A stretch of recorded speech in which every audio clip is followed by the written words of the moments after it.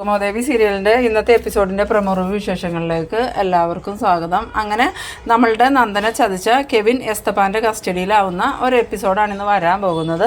എന്തായാലും ഋഷി ആ ഒരു ഗുണ്ടയുടെ ഫോൺ എടുത്തിട്ട് അതിൽ നിന്നും അരുന്ധതിക്ക് വിളിക്കുന്നുണ്ട്.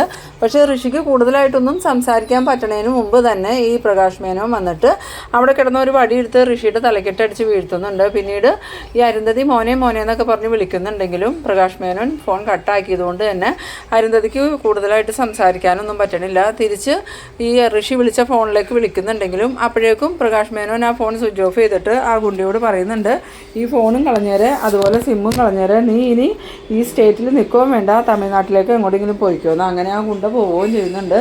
ആ ഗുണ്ട പോയി കഴിഞ്ഞതും ഈ പ്രകാശ് മേനോനാണ് ഈ ഋഷിയെ നല്ല രീതിയിൽ തന്നെ മർദ്ദിക്കുന്നുണ്ട്. നീ എന്ത് കരുതിയിടാ, നിനക്ക് നിൻ്റെ അമ്മയോട് സംസാരിക്കണോ, ഇനി നീ നിൻ്റെ അമ്മയെ ജീവനോടെ കാണൂല, അടങ്ങി ഒതുങ്ങി ഇരിക്കുകയായിരുന്നെങ്കിൽ കുറച്ച് ദിവസം കഴിയുമ്പോൾ ഞാൻ നിന്നെ പറഞ്ഞു വിട്ടേനെ, എന്തായാലും ഇനി നിന്നെ ഞാൻ ജീവനോടെ വിടുന്ന പ്രശ്നമില്ല. ആ സമയത്ത് ഋഷി പറയുന്നുണ്ട്, നിങ്ങൾ എന്തിനാ എന്നെ ഇങ്ങനെ ഉപദ്രവിക്കണേ, എന്നെ ഒന്ന് പറഞ്ഞു വിട്ടുകൂടെ എന്ന് ചോദിക്കുമ്പം അതല്ലേ ഞാൻ പറഞ്ഞത്, കുറച്ച് ദിവസം കൂടി നീ ഒന്ന് അടങ്ങി ഒതുങ്ങി നിൽക്കുക, അപ്പോൾ നിനക്ക് അതിന് പറ്റില്ല, നിനക്ക് നിൻ്റെ അമ്മയോട് സംസാരിച്ചേ പറ്റൂ, ഇപ്പം എങ്ങനെയുണ്ടാ എൻ്റെ കയ്യിൽ നിന്ന് ശരിക്ക് കിട്ടിയില്ലേന്ന്. ഇതേസമയം അരുന്ധതി ആണെങ്കിൽ ഇങ്ങനെ ആകെ സങ്കടത്തിൽ വീണ്ടും വീണ്ടും ഈ ഋഷി കോൾ ചെയ്ത ആ നമ്പറിലേക്ക് തന്നെ വിളിച്ചുകൊണ്ടിരിക്കുകയാണ്. ആ സമയത്ത് ഫോൺ കിട്ടാതാവുമ്പം അരുന്ധതിക്ക് വീണ്ടും ടെൻഷൻ ആവുന്നുണ്ട്. ഇനി അവർ എൻ്റെ മോനെ എന്തെങ്കിലും ചെയ്ത് കാണുമോ, എന്തായാലും ഈ ദേവികയുടെ എസ്തപ്പാൻ്റെയും കസ്റ്റഡിയിലാണല്ലോ എൻ്റെ മോൻ, അതുകൊണ്ട് കുഴപ്പമൊന്നും ഉണ്ടാവില്ലായിരിക്കും. അവരാണെങ്കിൽ എന്നോട് വന്ന് ഋഷി അവരുടെ കസ്റ്റഡിയിലുണ്ടെന്ന് പറയുകയും ചെയ്തതല്ലേ, ഇപ്പോൾ എൻ്റെ മോൻ്റെ സൗണ്ട് കേട്ടല്ലോ, ഇപ്പോൾ എനിക്ക് സമാധാനമായി, എൻ്റെ മോൻ ജീവനോടെ ഉണ്ടല്ലോ. എന്നാലും അവർ ഋഷിയെ ഒരുപാട് ഉപദ്രവിച്ച് കാണും, എന്തായാലും ദേവികയെ വിളിച്ചൊന്ന് സംസാരിക്കാമെന്ന് പറഞ്ഞ് ഈ അരുന്ധതിയാണ് ഈ ഫോണെടുത്ത് ദേവികയെ വിളിക്കുന്നുണ്ട്. ഈ സമയത്ത് നമ്മളുടെ ദേവികയും ശാരികയാണെങ്കിൽ ഈ അരുന്ധതിയുടെ അടുത്ത് പോയി ദേവിക പറഞ്ഞ കാര്യങ്ങളൊക്കെ ഇങ്ങനെ സംസാരിച്ചുകൊണ്ട് നിൽക്കുകയാണ്.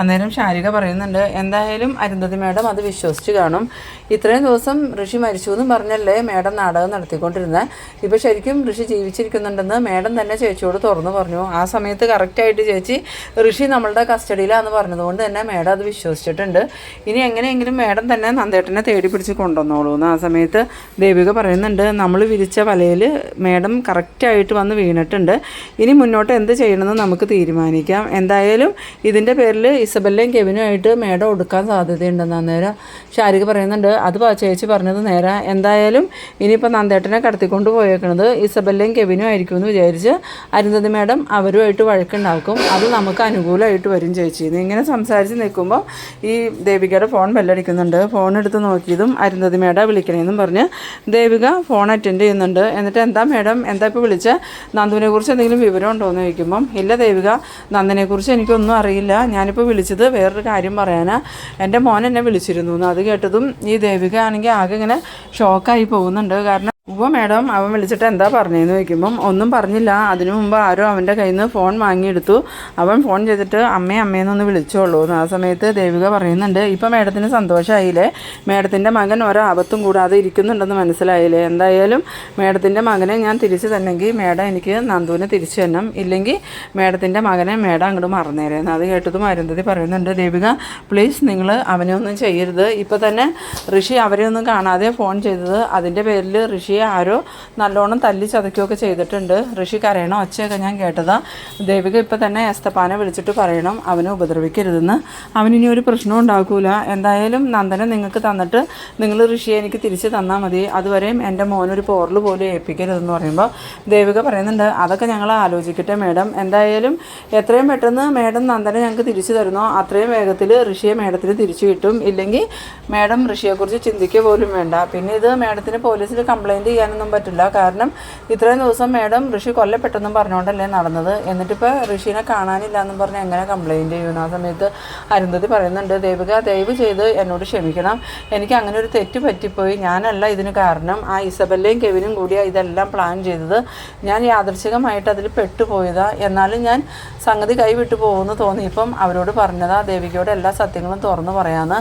അന്ന് ആ കെവിനും ഇസബെല്ലയും എന്നെ അതിൽ നിന്നും പിന്തിരിപ്പിച്ചത്, എന്തായാലും ഇപ്പോൾ ദേവികയ്ക്ക് സത്യങ്ങളൊക്കെ മനസ്സിലായി. നന്ദന എവിടെയാണെന്ന് എനിക്കറിയില്ല, പക്ഷേ നന്ദനെ അന്വേഷിക്കാൻ ഞാനും നിങ്ങൾക്കൊപ്പം തന്നെ കൂടാം. അന്നേരം ദേവിക പറയുന്നുണ്ട്, അതൊന്നും വേണ്ട മേഡം ഞങ്ങളുടെ കൂടി അന്വേഷിക്കുകയൊന്നും വേണ്ട, ഞങ്ങൾക്ക് തന്നെ അന്വേഷിക്കാൻ അറിയാം.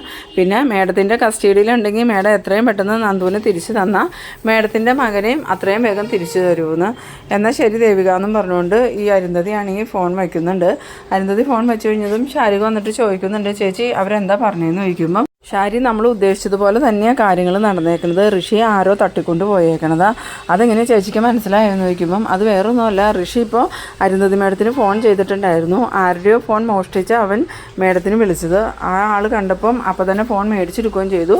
ഋഷിയെ തല്ലണ സൗണ്ടും മേഡം കേട്ടെന്നാണ് പറഞ്ഞ്. അത് എസ്തപ്പാൻ ചേട്ടനാന്ന് കരുതിയ മേഡം ഇരിക്കണേന്ന്. ആ സമയം ശാരിക പറയുന്നുണ്ട്, ചേച്ചി എന്നിട്ട് അത് തിരുത്താനൊന്നും പോയില്ലല്ലോ എന്ന് ചോദിക്കുമ്പം ഇല്ല ശാരി, ഞാനത് തിരുത്താനൊന്നും പോയില്ല. എന്തായാലും ഋഷിയെ തല്ലിയത് എസ്തപ്പാൻ ചേട്ടനാന്ന് തന്നെ മേഡം വിചാരിച്ചോട്ടെ. നമ്മൾ ഉദ്ദേശിച്ച രീതിയിൽ തന്നെ ഇപ്പോൾ മേഡം വന്നിട്ടുണ്ട്. ഇനി എത്രയും പെട്ടെന്ന് നന്ദുവിനെ കണ്ടുപിടിക്കാനുള്ള വഴി മേഡം നോക്കിക്കോളും. ആ സമയത്ത് ഷാരി പറയുന്നുണ്ട്, എന്നാലും ആ ഋഷിയെ ആരായിരിക്കുമോ ചേച്ചി തട്ടിക്കൊണ്ട് പോയേ?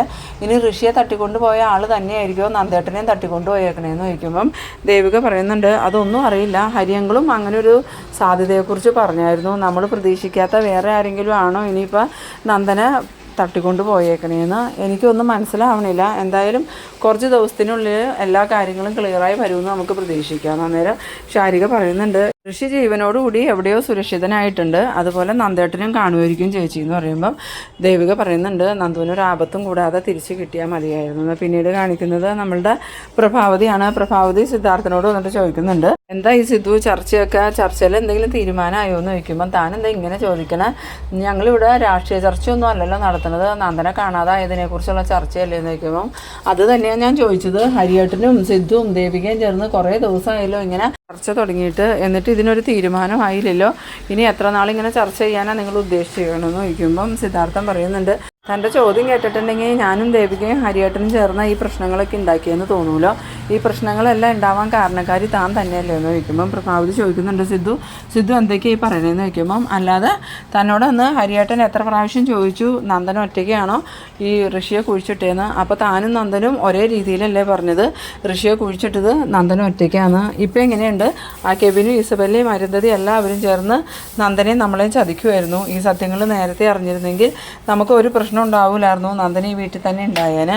അന്ന് ഹരിയേട്ടൻ അത് വിശ്വസിച്ചില്ല. എന്നിട്ട് തന്നോട് മാറി മാറി ചോദിച്ചു ഇനി എന്തെങ്കിലും മറച്ചു വെച്ചിട്ടുണ്ടോയെന്ന്. അപ്പോൾ താൻ പറഞ്ഞത് എന്താ? ഒന്നും മറച്ചു വെച്ചിട്ടില്ല, നന്ദൻ പറഞ്ഞതെല്ലാം സത്യമാണെന്നല്ലേ, പിന്നെ എന്താ താനിപ്പോൾ ഇങ്ങനെ പറയണേന്ന് ചോദിക്കുമ്പോൾ പ്രഭാവതി പറയുന്നുണ്ട്, അന്ന് എനിക്ക് അബദ്ധം പറ്റിപ്പോയി.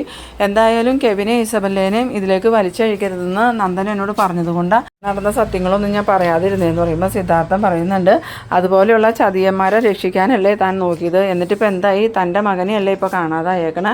അതിന് കുറ്റം മുഴുക്കെ എനിക്കും ദേവികയ്ക്കും ഹരിയേട്ടനും. ഇതാണല്ലോ വലിയ അത്ഭുതം എന്ന് പറയുമ്പോൾ ഈ പ്രഭാവതി പറയുന്നുണ്ട്, ഞാൻ അങ്ങനെയൊന്നും കരുതി പറഞ്ഞതല്ല സിദ്ധു, എൻ്റെ വിഷമം കൊണ്ട് പറഞ്ഞതാന്ന് പറയുമ്പം തനിക്ക് മാത്രമാണോ വിഷമമുള്ളൂ?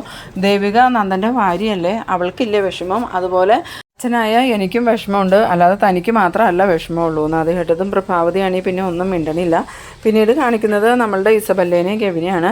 കെവിനാണെങ്കിൽ ഇസബല്ലയോട് ചോദിക്കുന്നുണ്ട്, ബെല്ല നീ എന്നോട് എവിടെ പോകണമെന്നാണ് പറഞ്ഞതെന്ന് ചോദിക്കുമ്പം അതൊക്കെയുണ്ട് കെവിൻ, എന്തായാലും നീ പോണ വിവരം അരുന്ധതിമേടോ മറ്റാരും അറിയരുത്. അതൊന്നും ആരും അറിയില്ല, എങ്ങോട്ടാ പോകേണ്ടതെന്ന് നീ എന്നോട് പറവല്ല എന്ന് പറഞ്ഞതും അത് വേറെ എങ്ങോട്ടും അല്ല, പഴയൊരു ഗുണ്ടയുണ്ട് ഒരു എസ്തപ്പാൻ, അയാളും ഈ ചന്ദ്രോത്തുകാരുമായിട്ട് നല്ല ബന്ധത്തിലാണ്. പല പ്രാവശ്യം ദേവികയുടെ കൂടെ ഞാൻ അയാളെ കണ്ടിട്ടുണ്ട്. ഇനിയിപ്പോൾ നന്ദനെ അയാളുടെ കസ്റ്റഡിയിലായിരിക്കുമോ ഒളിപ്പിച്ച് താമസിപ്പിച്ചേക്കണേ. ദേവികയുടെയും ചന്ദ്രോത്തുള്ളവരുടെയും ഒരു പ്ലാനാണോ എന്നറിയില്ലല്ലോ. നീ ആ എസ്തപ്പാനെ ഒന്ന് ചെന്ന് കാണണം, എന്നിട്ട് നയത്തിൽ നിന്ന് നന്ദൻ അവിടെ ഉണ്ടോ എന്ന് മനസ്സിലാക്കണം. ആ സമയത്ത് കെവിൻ പറയുന്നുണ്ട്, ഞാൻ പോകാൻ പറ്റില്ല, എന്തായാലും നന്ദൻ എവിടെയാണെന്ന് കണ്ടുപിടിക്കേണ്ടത് ഇപ്പോൾ നമ്മളുടെയും കൂടി ആവശ്യമല്ലോ. ആ സമയത്ത് ഇസബല്ല പറയുന്നുണ്ട്, നമ്മൾ മാത്രമല്ല പാപ്പനും ഇതിനു വേണ്ടി ഇറങ്ങി തിരിച്ചിട്ടുണ്ട്.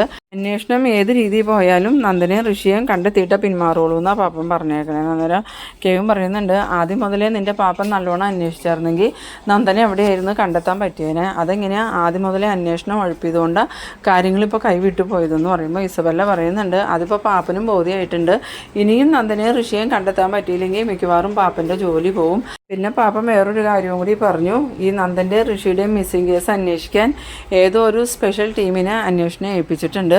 അത് മന്ത്രിസഭ രഹസ്യമാക്കി വെച്ചേക്കുവാന്നാണ് പാപ്പൻ പറഞ്ഞിരുന്നു. ആ സമയത്ത് കെവിൻ പറയുന്നുണ്ട് അത് വലിയ പ്രശ്നമാവില്ല വല്ലാന്ന് വയ്ക്കുമ്പം. പിന്നെ പ്രശ്നമാവാതെ അത് ഏറ്റവും കൂടുതൽ പ്രശ്നമാവുന്നത് പാപ്പന് തന്നെയായിരിക്കും. DGP നേരിട്ടാണ് ഇതിന് ഓർഡർ കൊടുത്തേക്കണേ. അന്വേഷണം നടക്കുന്നത് രഹസ്യമായിട്ട് തന്നെ, അതുകൊണ്ട് അതിൻ്റെ വിവരങ്ങളൊന്നും പാപ്പനോ മറ്റുള്ളവർക്കോ അറിയാൻ പറ്റില്ല എന്ന്. ഈ സമയത്ത് കെവിൻ പറയുന്നുണ്ട് എന്തായാലും ഞാൻ ഇപ്പം തന്നെ പോകാൻ പറ്റില്ല, ആ എസ്തപ്പാൻ്റെ വീട്ടിൽ നന്ദന ഉണ്ടെങ്കിൽ ഞാനത് കണ്ടുപിടിച്ചിട്ടേ തിരിച്ചു വരുള്ളൂ എന്ന്. പിന്നീട് കാണിക്കുന്നത് നമ്മളുടെ അരുന്ധതിനെയാണ്. അരുന്ധതിയാണെങ്കിൽ ഈ ഋഷി വിളിച്ച ആ ഒരു നമ്പറിലേക്ക് വീണ്ടും വീണ്ടും ഇങ്ങനെ വിളിച്ചുകൊണ്ടിരിക്കുന്നുണ്ടെങ്കിലും നമ്പർ സ്വിച്ച് ഓഫ് എന്ന് തന്നെയാണ് പറയുന്നത്. ആ സമയത്ത് അരുന്ധതിക്ക് നല്ല പേടിയാവുന്നുണ്ട്, ഇനിയിപ്പോൾ ഋഷി അവരെന്തെങ്കിലും അപായപ്പെടുത്തി കാണുമെന്ന്. പിന്നീട് അരുന്ധതി സ്വയം സമാധാനിക്കുന്നുണ്ട്, ഇല്ല ദേവിക എന്തായാലും ഋഷിയെ ഉപദ്രവിക്കാനൊന്നും സാധ്യതയില്ല, ഫോൺ എടുത്ത് വിളിച്ചതുകൊണ്ട് തല്ലിയതായിരിക്കും, ഇനിയിപ്പോൾ നന്ദനെ തിരിച്ച് കിട്ടിയ ഋഷിയെ എനിക്ക് തിരിച്ചു തരാമെന്നല്ലേ ദേവിക പറഞ്ഞേക്കണേ. അത് മാത്രമല്ല ദേവിക അങ്ങനെ ക്രൂരത ചെയ്യണവളൊന്നുമല്ല, എന്തായാലും ഋഷിയെ അധികം വൈകാതെ എനിക്ക് തിരിച്ചു കിട്ടുമല്ലോ, സമാധാനമായി, എൻ്റെ മോൻ ജീവനോടെ ഉണ്ടല്ലോ, അവൻ്റെ സൗണ്ടൊന്നും എനിക്ക് കേൾക്കാൻ പറ്റിയില്ലോ എന്നൊക്കെ പറഞ്ഞിങ്ങനെ ആശ്വസിച്ചുകൊണ്ടിരിക്കുന്നുണ്ട്.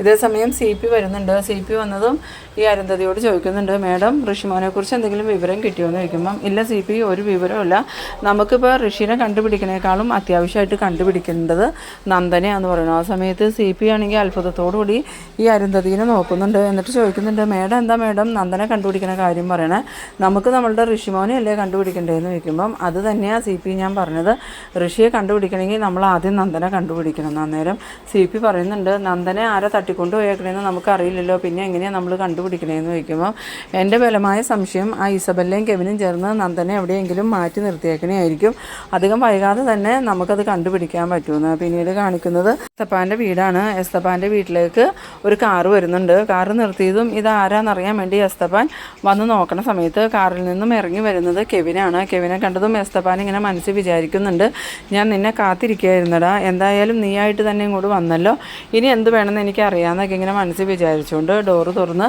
പുറത്തേക്ക് ഇറങ്ങി വരുമ്പം ഈ കെവിൻ ചെന്നിട്ട് എസ്തപ്പാൻ ചേട്ടനല്ലേ എന്ന് ചോദിക്കുന്നു. ആ സമയത്ത് അതെ, എന്താ സാറേ സാറാരാന്ന് ചോദിക്കുമ്പം ഞാൻ ദേവികയുടെയും നന്ദൻ്റെയും ഫ്രണ്ടാണ്, ഞാൻ നന്ദനെക്കുറിച്ച് അറിയാൻ വന്നതാന്ന് പറഞ്ഞു. ആ സമയത്ത് എസ്തപ്പാന് ഈ ദേവിക പറഞ്ഞ് കെവിനെ അറിയാവുന്നതുകൊണ്ട് തന്നെ ഇവനെ ഞാൻ പ്രതീക്ഷിച്ചിരിക്കുമായിരുന്നു, എന്തായാലും ഇവനായിട്ട് തന്നെ എൻ്റെ മടയിലേക്ക് വന്നത് നന്നായി, അങ്ങനെ മനസ്സിൽ വിചാരിച്ചുകൊണ്ട് വാ സാറേ കയറി ഇരിക്കാമെന്നും പറഞ്ഞുകൊണ്ട് ഈ കെവിനെ അകത്തേക്ക് വിളിച്ചുകൊണ്ട് പോകുന്നുണ്ട്. കെവിനെ അകത്തേക്ക് കയറി കഴിഞ്ഞതും എസ്തപ്പാൻ വേഗം തന്നെ ചേട്ടത്തിയുടെ നേരെ കണ്ണ് കാണിക്കുന്നുണ്ട്. ചേട്ടത്തിയാണെങ്കിൽ അപ്പം തന്നെ അകത്തേക്ക് പോകുന്നുണ്ട്. ആ നേരം കൊണ്ട് തന്നെ നമ്മളുടെ എസ്തപ്പാൻ ചേട്ടൻ ആ ഗ്രില്ല് അങ്ങോട്ട് അടച്ച് താഴിട്ട് പൂട്ടുന്നുണ്ട്. ഇത് കണ്ടതും കെവിനാണെങ്കിൽ ചേട്ടൻ എന്താ ചെയ്യണേ, ചേട്ടൻ എന്തിനത് പൂട്ടണേന്ന് ചോദിക്കുമ്പം അതൊക്കെ ഞാൻ വഴിയേ പറയാടാ, എന്തായാലും നീ എൻ്റെ വീട്ടിലേക്ക് വന്നതല്ലേ, നിന്നെ ഞാനൊന്ന് സൽക്കരിച്ചിട്ടാണ് വരുന്നോളൂ എന്ന് പറയുന്നു. അത് കേട്ടതും കെവിൻ പേടിയോടുകൂടി എസ്തപ്പാനെ നോക്കിക്കൊണ്ട് നിൽക്കുന്ന ആ ഒരു സീനിലാണ് ഈ എപ്പിസോഡ് അവസാനിക്കുന്നത്. അപ്പോൾ നിങ്ങൾ എൻ്റെ വീഡിയോ ആദ്യമായിട്ടൊക്കെ കാണുന്നവരാണെങ്കിൽ ചാനലൊന്ന് സബ്സ്ക്രൈബ് ചെയ്യാനും എൻ്റെ വീഡിയോ നിങ്ങൾക്ക് ഇഷ്ടമായാൽ ലൈക്ക് ചെയ്യാനും ഷെയർ ചെയ്യാനും മറക്കരുത്. അടുത്തൊരു എപ്പിസോഡുമായി വീണ്ടും കാണാം.